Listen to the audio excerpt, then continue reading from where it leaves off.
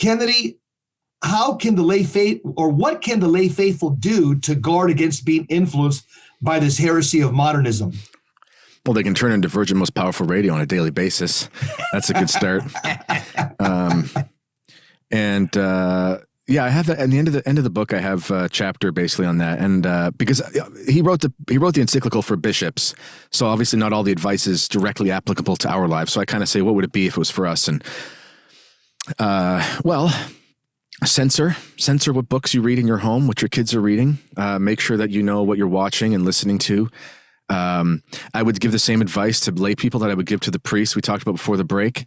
Unplug in the metaphorical sense from, and maybe literal in some cases, but unplug from just modern thought. And modern thought is not just stuff that's relatively contemporary, because there are many thinkers of our day who don't think like moderns. Like I love Dr. Peter Kwasniewski's books, for example. Right. But you could read Belloc, you could read Chesterton, you could read Michael Davies, you could read some of the great fiction of the great Catholic authors like Evelyn Waugh. You could, there's stuff out there.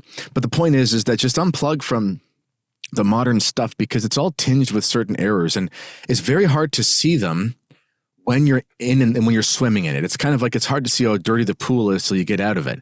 And, and then take some time away from that and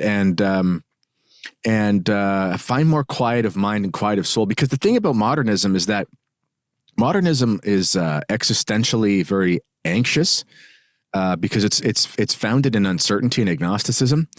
So there's no peace or tranquility of order within the soul. So when you go back to the things that are positive and that are foundational and don't change, you find a foundation for your intellect and for your spiritual life. And that's found in the past, in my opinion. Yeah. Here's my comment. I want to hear from Paul. Let me just make a comment.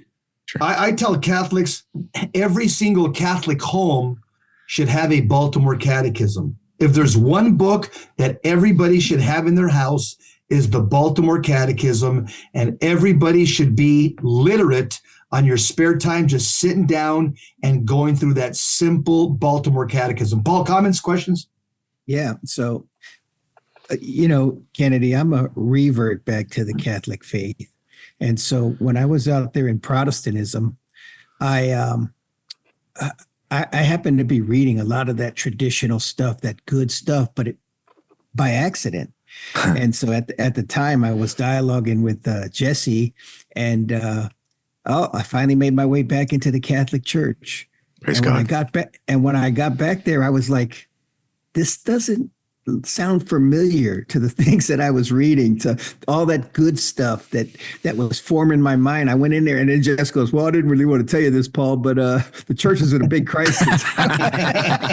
Yeah. He said, I didn't want to discourage you from coming back. And I was like, you could have just told me the truth.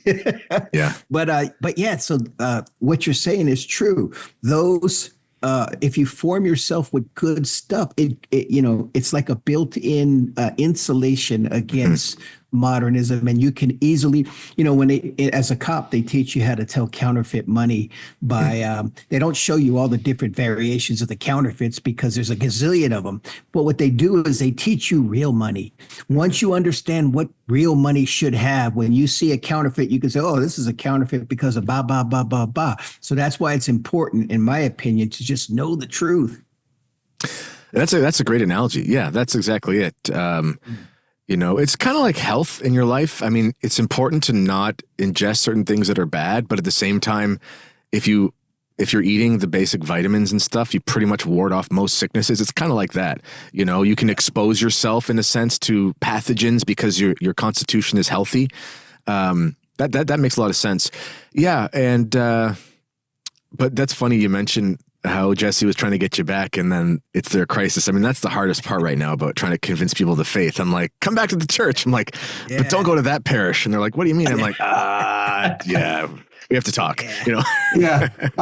Kevin, I tell people, when you come back to the church, you return to the church is the bark of Peter.